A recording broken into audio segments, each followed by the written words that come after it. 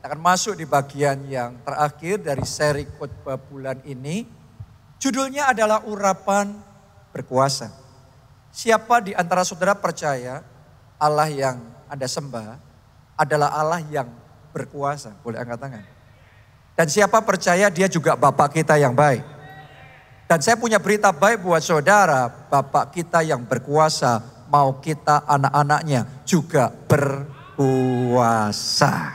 Oke, buat sebagian orang Kristen ketika mendengar perkataan seperti itu rasanya ada yang kurang, rasanya ada yang gak pas, kayak gak enak di hati. Kok seolah-olah kita berkuasa, seolah-olah itu sesuatu yang negatif. Padahal ketika pertama kali Tuhan menciptakan manusia, di Kejadian 1 Anda bisa baca dan Anda temukan, Alkitab mencatat Allah memberkati mereka. Dan perintah firman pertama yang Tuhan kasih sama mereka adalah beranak cuculah, bertambah banyaklah, dan apa? Berkuasalah. Have dominion. Jadi ternyata original plan-nya, rencana aslinya, master plan-nya Tuhan menciptakan kita, saudara dan saya, adalah supaya kita berkuasa. Saya berdoa master plan-nya Tuhan itu jadi dalam hidupmu. Amin. Ibaratnya kalau saudara punya master plan rumah, saudara pasti mau rumahnya jadinya sesuai dengan master plan-nya yang dibuat. Jangan sampai rencananya sudah bagus tapi rumahnya jadinya nggak bagus. Saya berdoa semua yang Tuhan sudah rancangkan, yang baik, yang indah itu terjadi 100% di dalam kehidupan saudara. Kalau Allahnya berkuasa, kalau Bapaknya berkuasa, kita anak-anaknya juga berkuasa. Oke, dan secara khusus hari ini, dominion yang saya mau bagikan kepada kita, firman Tuhan ini judulnya adalah unending dominion. Artinya dominion yang tiada henti. Jadi ini doa saya buat setiap jemaat keluarga Allah yang hadir di tempat ini, maupun yang mengikuti secara online. Doa saya, dominionmu tiada henti. Doa saya, sukacitamu tiada henti, damai sejahteramu tidak berkesudahan. Mulai hari ini kemenanganmu non-stop, kesaksianmu tambah besar, tambah dahsyat, unending dominion. Boleh katakan amin. Dan kita kasih tepuk tangan yang paling meriah buat Tuhan kita. Nah, kenapa unending dominion ini penting? Karena yang namanya dominion, yang namanya berkuasa, ketika raja berkuasa, ada yang berkuasanya panjang, ada yang berkuasanya pendek. Daud jadi raja selama 40 tahun memerintah. Salomo juga 40 tahun, jadi kekuasaannya panjang, lama. Bahkan ditulis dalam Alkitab, Daud meninggalnya pun dalam keadaan penuh kemuliaan Tuhan. Jadi seumur hidupnya dominion. Tapi di Alkitab ada juga dicatat seorang raja namanya Simri, dia jadi raja. Kalau jadi raja berarti berkuasa enggak? Berkuasa. Sayangnya dia cuma memerintah selama 7 hari saja. Jadi berkuasa sih, naik sih. Setelah itu jatuh lagi. Berapa banyak orang dalam hidupnya juga sama seperti itu. Menikah happy sih setahun pertama. Tapi tahun-tahun berikutnya isinya cuma duka cita, isinya cuma kesalahpahaman, sakit hati, kecewa. Jadi nggak unending, nggak selamanya, nggak berkelanjutan. Cuma sesaat saja. Berapa banyak orang yang melejit naik, sukses sih luar biasa, dipuji-puji temannya. Tapi hanya bertahan beberapa tahun. Secepat dia naik, lebih cepat dia turun dan habis.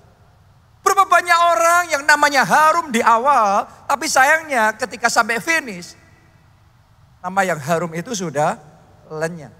Hari ini saya mau berdoa untuk saudara semua yang percaya mendengarkan firman Tuhan dengan sungguh-sungguh. Doa saya, dominion yang Tuhan berikan dalam hidup saudara, dominion tiada henti. Sukacita tiada henti. Kesuksesan, kemenangan tiada henti. Kemuliaan tiada henti. Katakan amin. Ayo sekali lagi tepuk tangannya pula yang paling meriah buat Tuhan kita. Dan kalau saudara pelajari dalam pemerintahan seorang raja, Anda akan menemukan dalam sejarah itu ada raja yang mengawali pemerintahannya powernya kecil. Tapi makin lama makin besar. Sebaliknya ada juga raja yang berkuasa awalnya powerful. Tapi makin lama digerogoti makin lemah. Makin dia gak berdaya. Makin kecil wilayah kekuasaannya. Pertanyaannya yang mana saudara mau? Yang pasti yang saya tahu, yang Bapak mau buat kita anak-anaknya, makin lama kemuliaannya makin besar nyata atas kita. Saya mau berdoa buat seseorang di tempat ini, di dalam nama Tuhan Yesus, mulai hari ini kesehatanmu akan makin meningkat, tubuhmu makin segar, tubuhmu makin sehat, makin fit dan makin prima. Amin. Saya mau berdoa buat seseorang di tempat ini, pekerjaan dan keuangan saudara babak baru dimulai. Mungkin kemarin-kemarin isinya salah, rugi, gagal, kalah. Tapi saya mau deklarasikan buat seseorang di tempat ini dalam nama Tuhan Yesus. New chapter has begun. Babak baru sudah dimulai. Babak kemenangan, babak kejayaan, babak terobosan, lompatan, dan kemuliaan dimulailah dalam hidup saudara. Tiada henti. Tepuk tangannya pula yang paling meriah buat Tuhan kita. 2 Samuel 7 ayat 15 sampai 16. Ini firman Tuhan. Tetapi kasih setiaku tidak akan hilang daripada Daud. Seperti yang kuhilangan daripada Saul yang telah kujauhkan dari hadapanmu. Nah, ada Saul, ada Daud. Dua-duanya sama-sama dikasih dominion sama Tuhan. Tapi sampai di titik tertentu, dominionnya Saul ditarik kembali. Beda sama Daud. Mari kita lihat apa yang terjadi dalam hidup Daud. Ayat 16. Keluarga dan kerajaanmu akan kokoh untuk selama-lamanya di hadapanku. Tahtamu akan kokoh untuk selama-lamanya. Nah, ini dominion yang tersedia di dalam Yesus kayak gini. Beda sama yang dipahami dan dialami oleh banyak orang. Banyak orang ngomong bahwa kehidupan ini seperti kayak roda yang berputar. Kadang kita di atas, kadang kita di bawah. Dan karena itu yang dialami banyak orang itu dianggap benar. Dan mungkin memang benar buat sebagian orang. Tapi tahukah saudara, ada kebenaran yang lebih tinggi, yaitu kebenaran firman Tuhan. Kalau Anda ngerti rahasia dominion, hidup dalam dominion di dalam Tuhan. Mulai hari ini, yang terjadi dalam hidup Daud, terjadilah di dalam kehidupan saudara. Dominionnya Daud bukan hanya untuk sesaat setelah itu jatuh. Kadang di atas, kadang di bawah. No. Dominion yang Tuhan berikan dalam hidup Daud kokoh untuk selama-lamanya. Oh, saya berdoa kesehatanmu dikokohkan, kesembuhanmu dikokohkan, karirmu dikokohkan, masa depanmu dikokohkan. Apa yang Tuhan percayakan kepada saudara akan bertambah-tambah, berlipat kali ganda sampai berlimpah-limpah, sehingga melalui hidupmu nama Tuhan dipermuliakan. Anda percaya? Terjadi itu dalam hidup saudara yang percaya. Unending dominion atau dominion.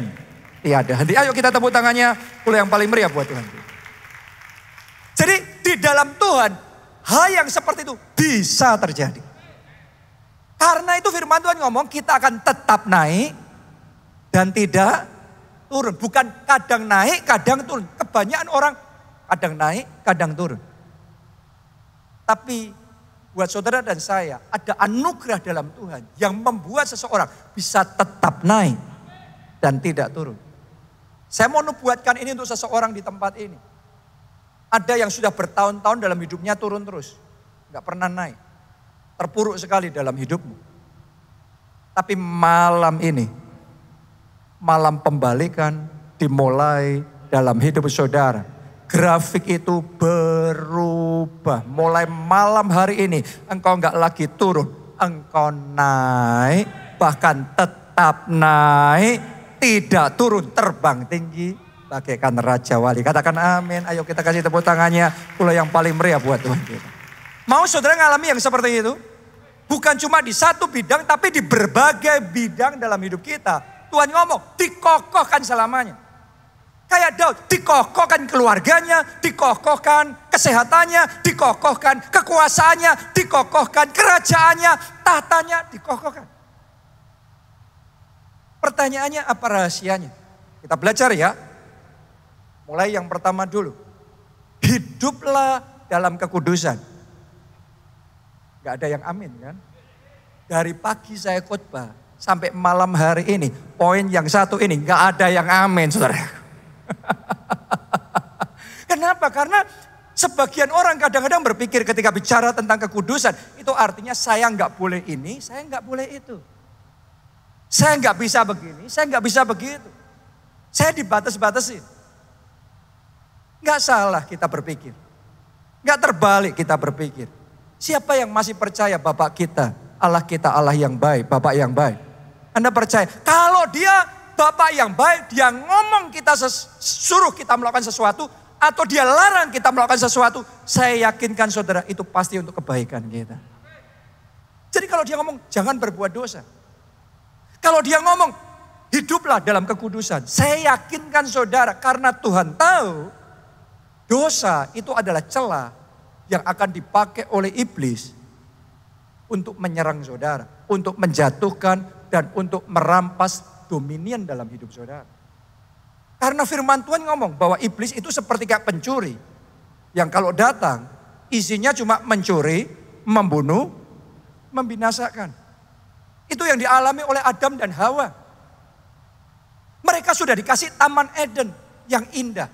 Taman Eden yang luar biasa. Taman Eden yang penuh dengan kelimpahan. Tapi ketika dosa masuk, itu jadi celah untuk iblis merampas Taman Eden dari mereka. Apa yang indah yang Tuhan sudah kasih sama mereka, yang indah jadi jelek. Kelimpahan jadi kekurangan. Berkat jadi kutuk. Kenapa? Ada celah di situ. Saya mau ngomong sama saudara, jangan izinkan iblis mencuri Eden pernikahan saudara. Jangan izinkan iblis mencuri Eden masa depan gilang gemilang saudara. Gara-gara hanya kenikmatan dosa sesaat. Berapa banyak orang gak bisa menguasai hatinya. Karena tergoda akhirnya jatuh dalam perzinahan, jatuh dalam perselingkuhan. Tapi itu jadi celah. Jalan masuk iblis untuk mengacaukan keluargamu. Akibatnya anak-anakmu jadi kacau balau. Akibatnya Eden kebahagiaan, keharmonisan, kedamaian yang engkau nikmati selama ini dalam keluargamu. Rusak semuanya. Dimulai dari dosa. Dosa itu selalu jadi jalan masuknya iblis untuk menghantam. Dalam hidup ini kita harus ngerti. Ada yang namanya peperangan rohani.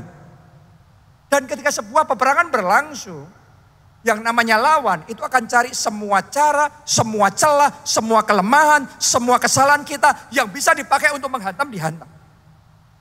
Sesaat lagi kita akan menyaksikan itu di kancah perpolitikan. Karena sebentar lagi mau pemilu. Anda lihat aja lawan-lawan politik selalu seperti itu. Semua kelemahan, semua kesalahan ngomong, segala sesuatu yang bisa dipakai untuk menghantam itu dipakai untuk menghantam. That is war, itulah peperangan. Makanya Tuhan ngomong jangan jatuh dalam dosa. Kenapa? Itu jalan masuk iblis untuk menghantam saudara. Jadi mulai hari ini sadarilah bahwa seringkali dosa yang awalnya kayaknya manis, yang awalnya kayak indah, itu justru merampas dominion yang Tuhan kasih dalam hidup kita. Edennya diambil karena itu. Adam dan Hawa kehilangan. Dan yang satu hal saya mau ngomong sama saudara, jangan sampai yang satu ini hilang dari hidupmu. Jangan sampai karena dosa, kompromi, dan hidup terus di dalam dosa, Anda kehilangan keselamatan saudara di dalam kerajaan surga. Sebagian orang gak sadar, sebagian orang berpikir gak apa-apa kok, buat dosa nanti kan bisa minta ampun, terus diampuni lagi. Kan sekarang kita hidup di zaman anugerah. Saudara jangan lupa, firman Tuhan yang sama juga berkata, di akhir zaman itu ada orang yang berseru Tuhan, Tuhan, tapi tidak masuk dalam kerajaan surga. Tuhan ngomong, mereka melakukan mujizat demi namaku. Mereka mengusir setan demi namaku. Berarti hamba Tuhan yang jago enggak? Yang keren enggak? Keren banget nih. Tapi tidak masuk dalam kerajaan surga. Di satu sisi kita harus ngerti bahwa Allah itu penuh dengan kasih. Katakan amin saudaraku. Tapi di satu yang sisi kita harus ngerti Allah itu kudus. Dan tidak membiarkan dirinya dipermainkan. Dua-dua dimensi ini kita harus pahami. Artinya begini. Kalau saudara berbuat dosa, Anda melakukan kesalahan. Dan Anda benar-benar mau bertobat. Anda mau minta ampun sama Tuhan. Saya yakinkan saudara bahwa Dia panjang sabar dan murah hati. Dia pasti mengampuni segala dosa-dosa saudara. Tapi di sisi yang lain, kalau kita main-main sama Dia. Ya gak apa-apa buat dosa lagi, nanti minta ampun lagi. Dia Allah yang kudus. Dia tidak akan membiarkan dirinya dipermainkan, dibodoh-bodohin. No. Jadi Anda harus ngerti dua dimensi ini. Allah adalah Allah yang mengasihi, tapi Allah juga adalah Allah yang kudus. Berapa banyak dari saudara yang mau ketika nanti saatnya tiba, saudara bisa diterima masuk di dalam kerajaan surga? Mau masuk surga? Oke, tahu nggak saudara, surga itu tempat yang seperti apa? Tempat kudus. Dan di sana Anda akan tinggal bersama dengan Allah yang kudus. Bagaimana mungkin kita mau masuk surga tinggal bersama dengan Allah yang kudus, grupnya kudus, tapi kita cinta dosa? No. Di dalam Yesus, saudara adalah ciptaan yang baru. Mulai hari ini kekudusannya mengambil alih hidup saudara. Mulai hari Roh Kudus mengkuduskan mata saudara, telinga saudara, pikiran saudara, keinginan saudara, hati saudara, roh, jiwa, tubuh saudara dikuduskan oleh Tuhan. Karena kekudusan itu yang mengokohkan dominion dalam hidup. Kalau Adam dan Hawa tidak kompromi dengan dosa, Edennya kekal. Dominionnya kekal. Tiada henti. Oh, saya berdoa. Dalam nama Yesus, anugerahnya tiada henti mengalir. Kebaikannya, berkat-berkatnya terus non-stop mengalir di dalam kehidupan saudara. Karena itu hari ini ambil keputusan hidup dalam kekudusan. Jangan kompromi sama dosa. Oke, itu yang pertama. Rahasia untuk dominion tiada henti. Yang kedua adalah ketaatan. Tapi ini bukan sembarang ketaatan. Ketaatan itu ada banyak. Jadi ketika saya ngomong taat, banyak orang di benaknya berpikir, oh ya saya taat. Tapi beda. Beda-beda. Ketaatan yang seperti apa? Yang akan mengokohkan dominion di dalam hidup kita. Filipi 2 ayat 8 sampai 9. Dan dalam keadaan sebagai manusia, ia, Yesus, telah merendahkan dirinya dan taat sampai mati. Bolehkah saudara katakan taat sampai mati? Lebih keras lagi katakan taat sampai mati. Jadi ketaatan Yesus, taatnya sampai mati. Mari kita tanyakan sama diri kita masing-masing. Ketaatannya kita seberapa? Taat selama enak. Taat kalau setuju. Taat kalau menguntungkan. Taat kalau enggak berat, enggak susah. Tapi tahukah saudara, Yesus taatnya taat sampai mati. Bahkan di saat pikirannya beda sama Bapa, di saat kerinduannya, keinginannya beda sama Bapa. Itu doanya sebelum dia disalibkan. Bapa, kalau mungkin biarlah cawan ini lalu daripadaku. Berarti kalau bisa dia tidak disalib. Itu pikirannya, itu keinginannya. Tapi Yesus taat sampai akhir. Walaupun pikirannya beda, keinginan beda. Satu hal yang dia ngomong sama Bapa, tapi bukan kehendakku, kehendakmu yang jadi. Yesus taat sampai akhir. Dan mari kita lihat untuk Yesus yang taat sampai akhir itu seperti apa. Baca berikutnya. Taat sampai mati, Bahkan sampai mati di kayu salib ayat 9. Itulah sebabnya. Ini bicara tentang taat ya. Itulah sebabnya. Tahukah saudara, dominion itu ada sebabnya. Dominion itu bukan tanpa dasar loh, ada fondasinya. Dominion bisa dibangun dengan kokoh kuat. Itulah sebabnya. Apa penyebabnya tadi? Ketaatan. Taat sampai mati. Itu yang Yesus lakukan. Mari kita lihat apa yang Bapa berikan kepada Yesus. Itulah sebabnya Allah sangat meninggikan dia. Dan mengaruniakan kepadanya nama di atas segala nama. Supaya dalam nama Yesus bertekuk lutut segala yang ada di langit dan yang ada di atas bumi dan yang ada di bawah bumi. Wow. Jadi Yesus diberi dominion di atas segala dominion. Dan dasar dari semuanya itu adalah Yesus taat, bahkan taat sampai mati di kayu salib. Jadi enggak sembarangan. Hari ini saya berdoa, setiap pribadi di sini ambil komitmen di hadapan Tuhan untuk mengupgrade ketaatan saudara. Amin. Karena level ketaatan saudara menentukan level dominion saudara. Seberapa kita ini mau hidup berjalan di dalam ketaatan. Dalam Alkitab ada kisah-kisah gara-gara ketidaktaatan yang simple. Kehilangan dominionnya. Kadang-kadang kita ngomong sama diri kita, enggak apa-apa, enggak apa-apa. Kita berusaha meyakinkan diri kita enggak apa-apa, tapi realitanya kehilangan dominionnya. Itu yang dialami oleh Ratu Wasti. Saya mau tanya sama saudara, yang namanya ratu itu powerful apa tidak? Berkuasa apa tidak? Istri menteri aja berkuasa, apalagi seorang ratu. Nah waktu itu raja lagi pesta, ratu juga punya pestanya sendiri. Terus rajanya mau ratunya datang karena dia bangga sekali punya istri yang cantiknya luar biasa. Tapi karena mungkin sibuk sendiri atau punya pemikiran sendiri, ratunya menolak, tidak mau. Buat ratu kan ngapain? Saya juga masih sibuk, masih ada acara dan ini dan itu. No.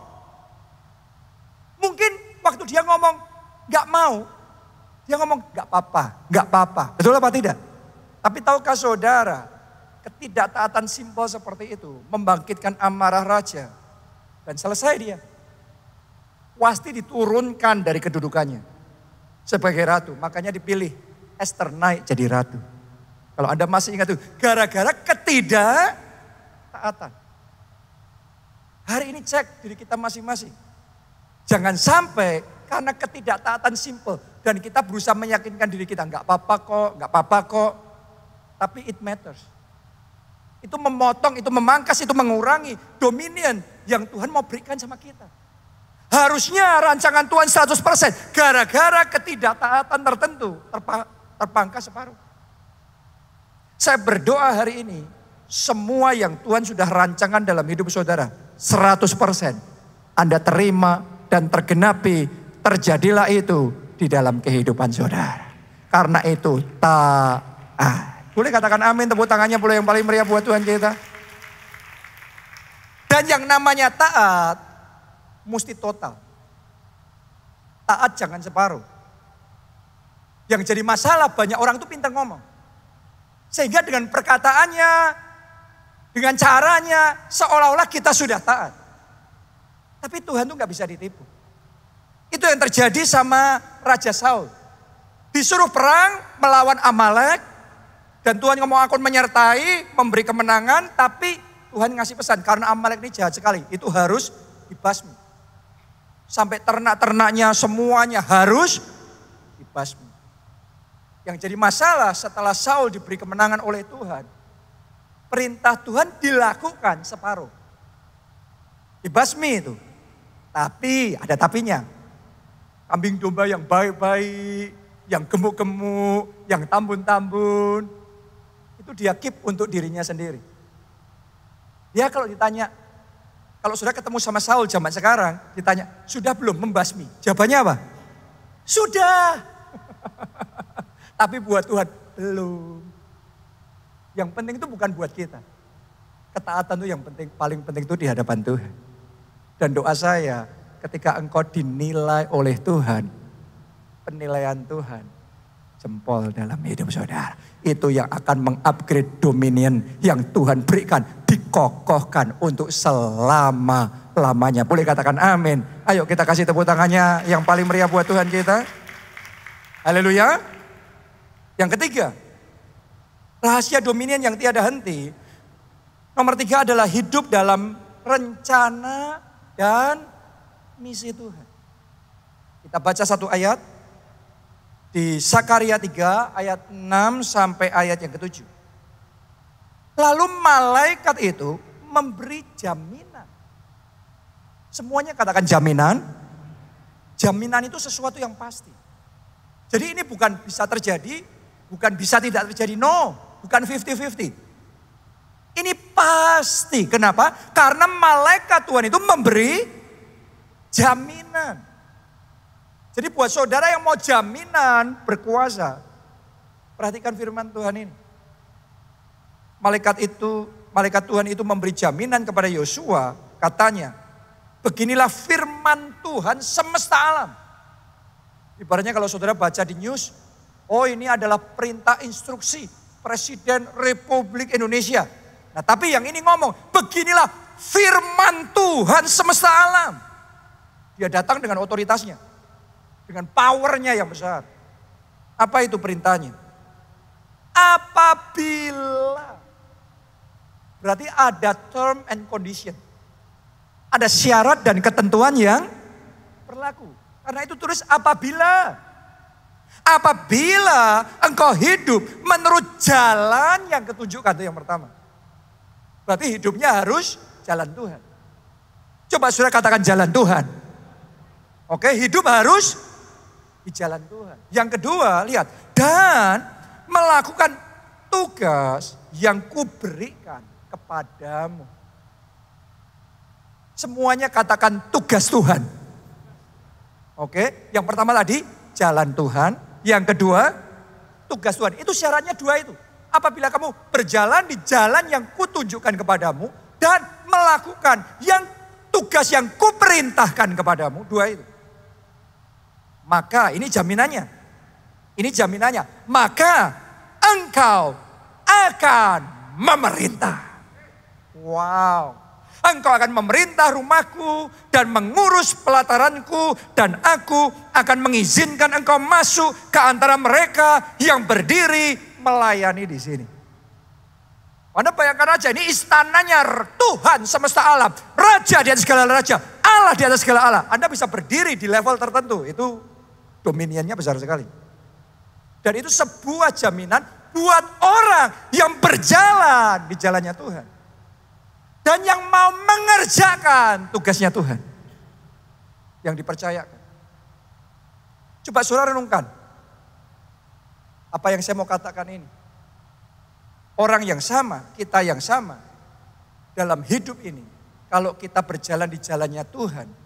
Dibandingkan kalau kita jalan sendiri. Mau-mau kita sendiri. Saya yakinkan saudara, penyertaan Tuhan, backingnya Tuhan pasti berbeda. Kita yang sama, sibuk urusan kita sendiri, kepentingan kita sendiri, rencana kita sendiri, agenda kita sendiri. Dibandingkan kita mau dipakai oleh Tuhan. Ngerjain tugasnya Tuhan, visinya Tuhan, misinya Tuhan. Saya yakinkan saudara, backingnya Tuhan pasti berbeda. Bagaimana dia menjaga hidupmu, bagaimana dia melindungi saudara, bagaimana dia mengurapi saudara, bagaimana dia menyertai, berperang dan membela saudara, memberikan kemenangan bagi saudara. Pasti levelnya berbeda. Jalan Tuhan. Tugas Tuhan. Karena itu hari ini saya mau tantang setiap orang di tempat ini. Ambil keputusan. Berjalan di jalannya Tuhan. Ambil keputusan. Kerjakan tugasnya Tuhan. Perjuangkan kepentingan Tuhan. Dan kerajaan Tuhan di muka bumi.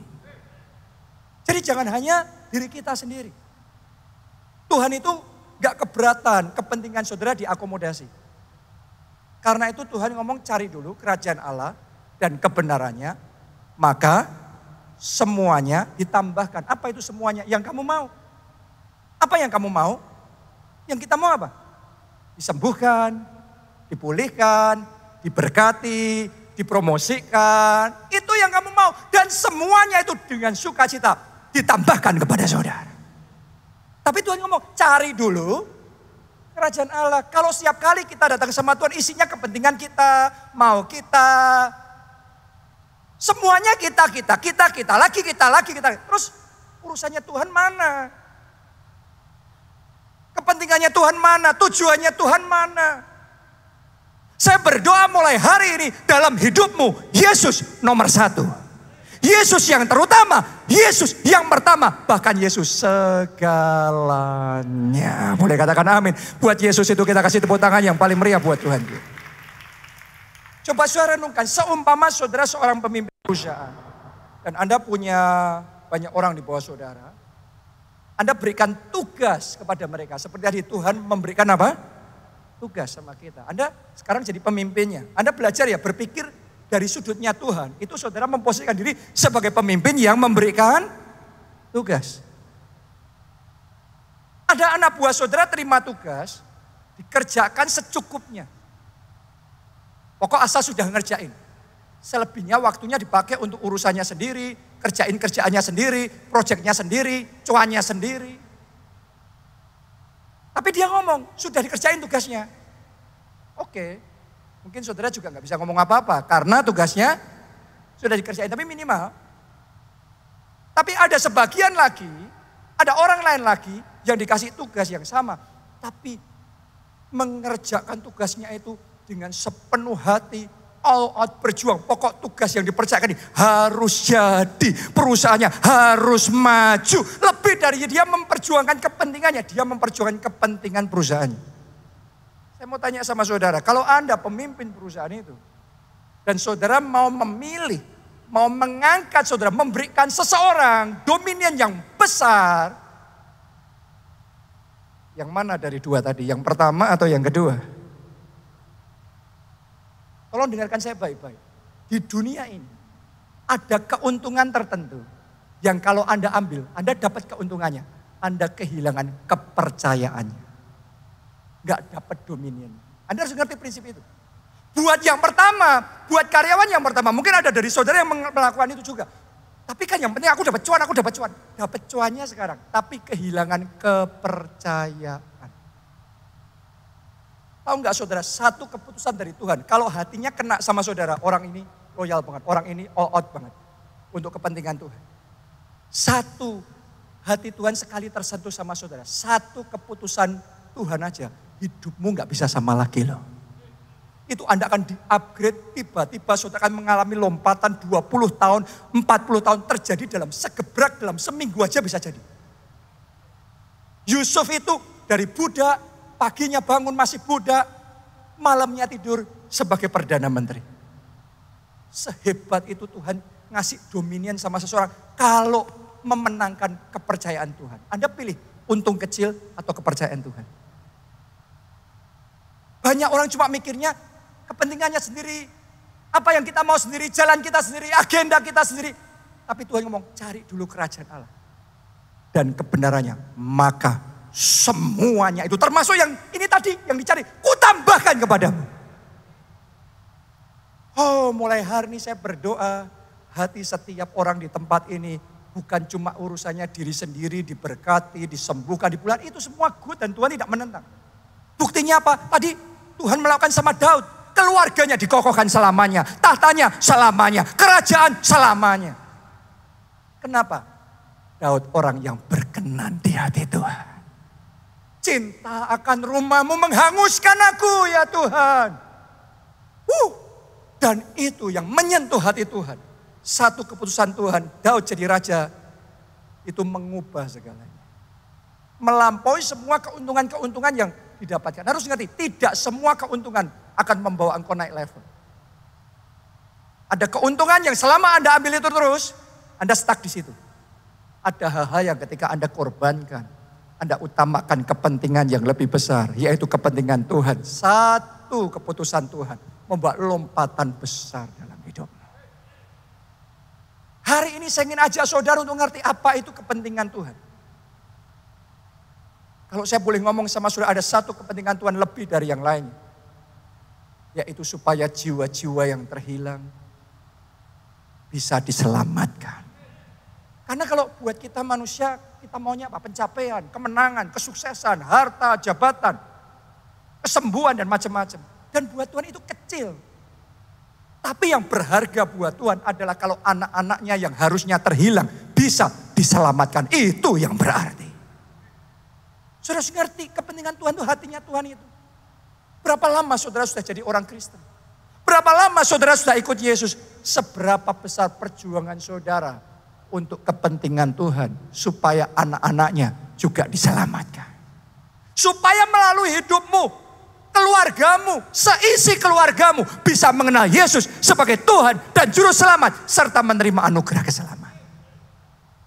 Seberapa besar Anda sudah berdoa sungguh-sungguh, berjuang sungguh-sungguh supaya teman-teman saudara satu demi satu dibawa kepada Tuhan, mengenal Tuhan, mengalami dan menerima keselamatan dalam kehidupan. Buat sebagian orang nggak penting, itu tugas pendeta, itu bukan saya. Oke. Tapi hari ini doa saya, Roh Kudus mencelikkan mata rohani kita. Supaya kita ngerti artinya Yesus yang ngomong, ini bukan cuma Nabi.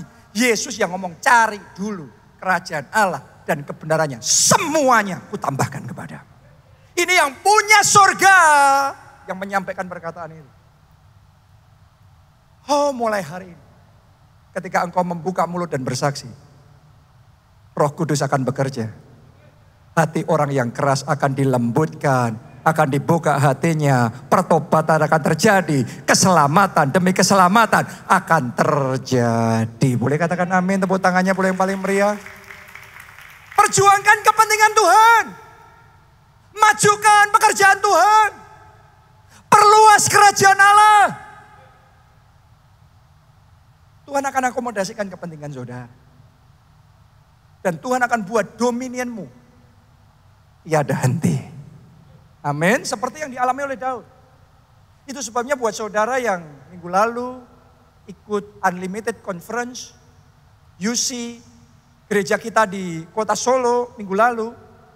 Anda ngerti, waktu itu saya ceritakan tentang proyek pembangunan pusat kegeraan Roh Kudus global di atas tanah 20 hektar yang Tuhan kasih sama kita di kota Solo. Dan itu tempat sekitar 15 menit dari balai kota. Oke ya, sekitar 15 menit dari balai kota. Jadi itu bukan di ujung dunia ya, itu tempat yang dekat nih. Ya. Nah, di situ kita akan membangun yang namanya pusat kegeraan Roh Kudus global. Tapi selama ini orang nggak hafal-hafal karena kepanjangan namanya. Apa-apa? Pusat, terus kegeraan Roh Kudus pakai global lagi. Nah, sebenarnya itu visinya. Tapi namanya kita buat yang lebih singkat. Dan kita umumkan waktu UC kemarin, sekarang saya juga mau umumkan, beritahukan sama saudara. Yang akan kita bangun itu kita namakan KA City. Haleluya. Haleluya. Dan di situ saudaraku yang akan kita bangun itu tadi apa visinya? Pusat kegerakan, kita mau membangun pusat kegerakan. Di situ kita mau membangun jadi pusat iman, kebangkitan iman, pusat doanya dunia. Karena itu kita mau membangun bukit doa Holy Land. Bukit doa yang nuansanya Holy Land. Dan di situ kita juga kepengen orang-orang yang mencari wajah Tuhan dari berbagai tempat di seluruh Indonesia datang dan mengalami lawatan Tuhan secara pribadi. Itu tempat pusat perjumpaan pribadi dengan Tuhan. Itu pusat trainingnya tentara-tentantara Allah, para pengerja, penuai-penuainya Tuhan diperlengkapi untuk kemudian diutus sampai ke bangsa-bangsa untuk menyelesaikan amanat agung Yesus Kristus. Tapi bukan cuma berhenti sampai di situ. Itu tempat juga kita rindu. jadi pusat pengharapan. Bagi orang-orang yang sudah tidak punya pengharapan. Kalau datang ke setempat itu, terima pengharapan yang baru. Karena itu kita juga kepengen bangun panti asuhan di situ. Sehingga anak-anak yatim piatu yang dicatat dalam Alkitab, yang tidak punya pengharapan. Tapi di tempat itu mereka dapat pengharapan yang baru.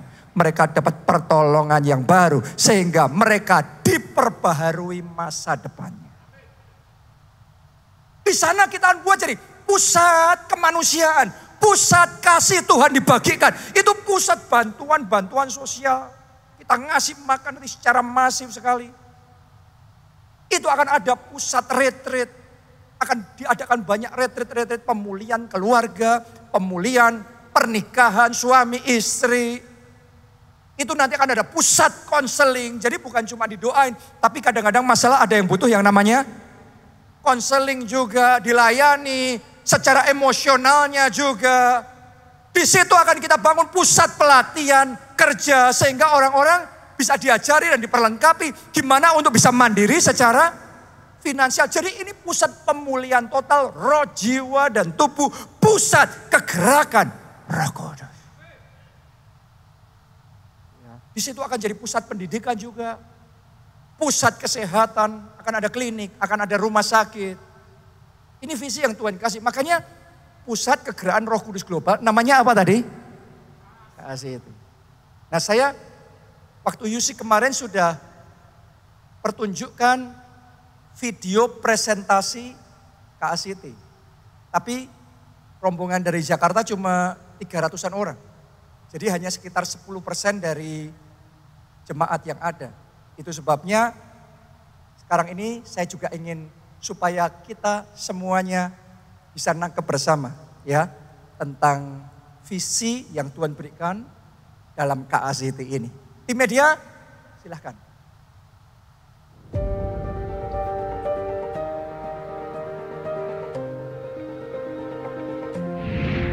Tuhan berikan kita ya kepercayaan bangun pusat kegerakan Roh Kudus. Bangun saudara, pusat kegerakan rohani.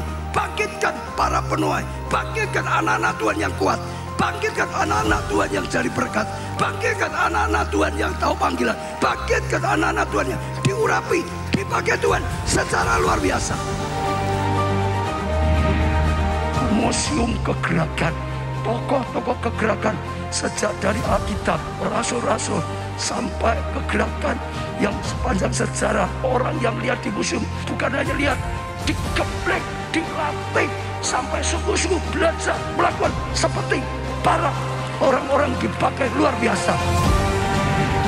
Itu akan dibangun bukit doa sehingga ada jemaat melakukan doa puasa berhari-hari, doa puasa berminggu-minggu.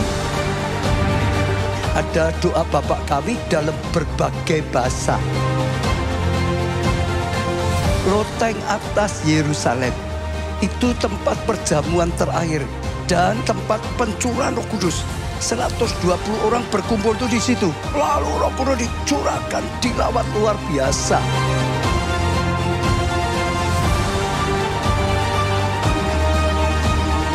Gereja segala bangsa, tempat Tuhan Yesus doa di Getsemani. Gereja ayam berkokok. Tempat Pilatus, Yesus yang tidak salah diberi hukuman mati. Setelah itu perjalanan menuju Golgota, Via Dolorosa. Perkawinan di Kana. Kana itu mujizat pertama kali. Supaya dalam pernikahannya penuh mujizat. Tempat kenaikan Tuhan Yesus. Dulu di tempat itulah Tuhan Yesus naik ke surga. Yesus tanya pada Petrus, apakah engkau mengasihi aku? Lalu Petrus mengasihi. Tuhan berkata, kalau engkau mengasihi, gembalakan kawanan domba. Kapernaum ini adalah sisa-sisa reruntuhan dari sinagog.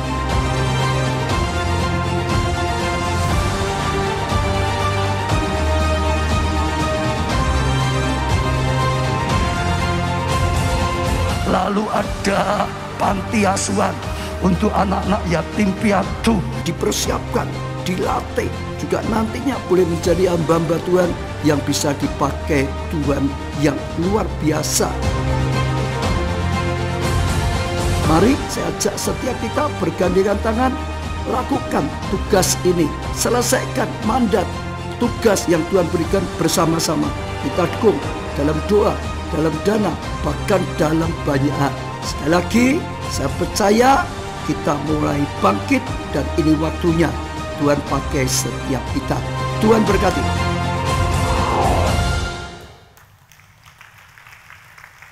Haleluya. Jadi kalau Anda perhatikan di sana, ada dua hal. Yang pertama, di fase awal pembangunan KACT ini, kita akan mulai dengan membangun bukit doa Holy Land. Tadi Anda sudah melihat ya, bangunan-bangunan. Jadi yang ada di Israel, kalau Anda pergi ke sana, kita akan bangun replikanya. Karena kita juga ngerti, sebenarnya hanya mungkin kurang dari 1% orang Kristen di Indonesia yang punya kesempatan untuk terbang ke Holy Land di sana. Jadi besok kalau kita bangun ini, Anda di welcome untuk bisa berdoa di Bukit Doa Holy Land, oke? Ya. Dan jemaat, saudara juga bisa kalau mau melangsungkan pernikahan di gereja, perjamuan kawin di Kana, tempat mujizat, air berubah jadi anggur.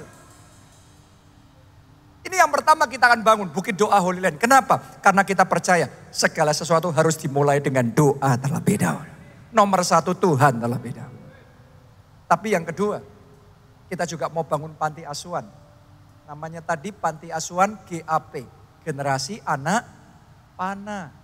Kenapa? Karena kita punya prinsip, hidup ini harus jadi berkat. Keluarga Allah harus jadi berkat, KACT harus jadi berkat. Itu visi gereja kita, love God, love people with passion. Ayo kerjakan tugasnya Tuhan. Ayo jadi saksi Kristus. Ayo selamatkan jiwa-jiwa. Jalan di jalannya Tuhan. Kerjakan tugas yang Tuhan percayakan. Firman Tuhan ngomong, aku memberi jaminan kamu akan memerintah. Oh, doa saya dominion yang seperti itu Tuhan kokohkan dalam hidup saudara. Mari bangkit berdiri bersama-sama nyanyikan lagu ini. Percaya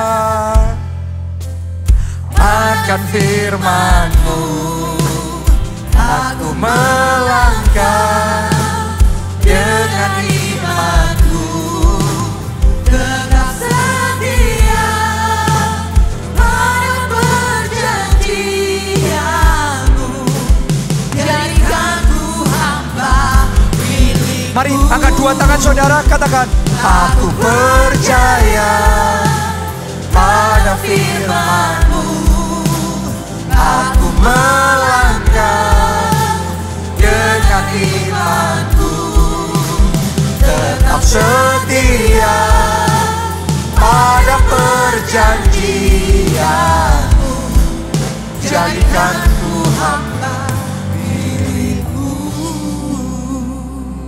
Yang pertama, ini pesan firman Tuhan hari ini, berjalan di jalannya Tuhan. Kerjakan tugas yang Tuhan berikan. Siapa di sini mau ambil komitmen? Tuhan, ini hidupku. Aku mau selamatkan jiwa. Aku mau jadi saksi Kristus.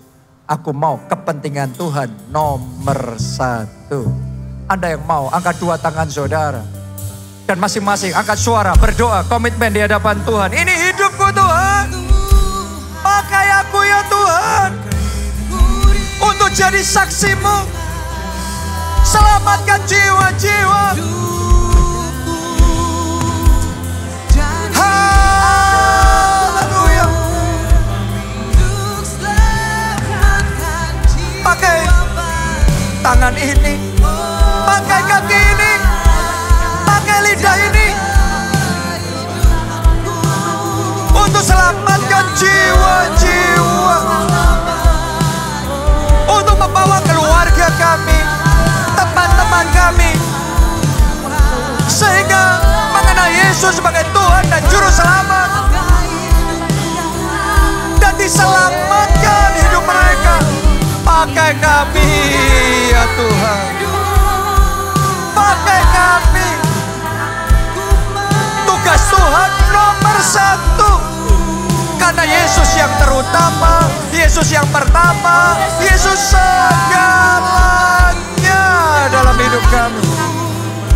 Pakai kami juga Tuhan, untuk membangun panti asuhan ini jadi berkat. Kami mau jadi berkat buat anak-anak yatim piatu yang tidak punya pengharapan. Pakai kami ya Tuhan, pakai hidup kami ya Tuhan. Oh rala pasyara, la pasyara, la pasyara, la pasyara. Pakai kami Tuhan untuk membangun bukit doa Holy Land itu. Kami mau Tuhan pusat kegerakan itu dibangun, pusat doa itu dibangun. Pakai kami, beri kekuatan, beri anugerah-Mu untuk mengerjakan tugas-Mu, untuk mengerjakan mandat, kepercayaan, amanat agung Yesus Kristus. Pakai kami ya Tuhan. Oh, rala pasyara.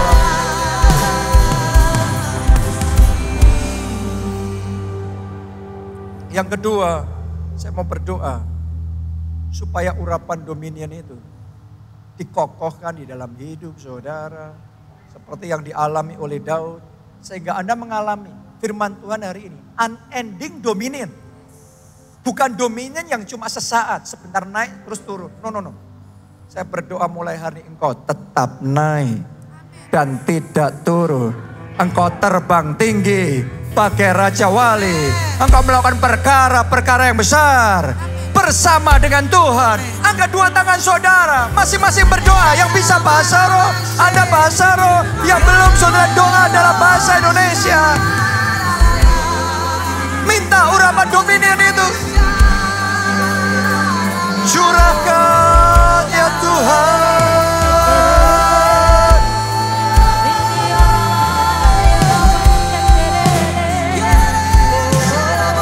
Bukan kuat, bukan gagah, tapi Roh Allah.